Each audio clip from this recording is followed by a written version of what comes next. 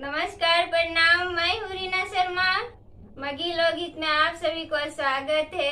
Subscribe कीजिए। आप लोग सब्सक्राइब करते हैं तो गाने में बहुत रुचि मिलता है। सब्सक्राइब करना ना भूलिएगा।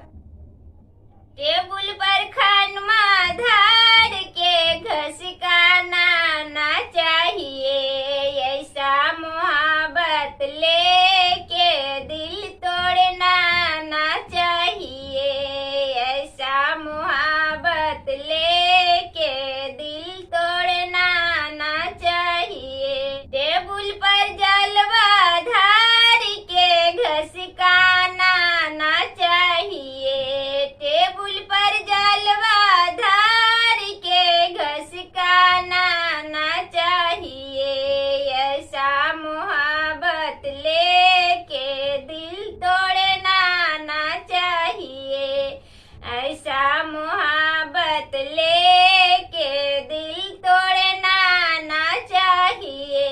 सेजिया पर तकिया धार के हटाना ना चाहिए, ऐसा मोहब्बत लेके दिल तोड़ना ना चाहिए, ऐसा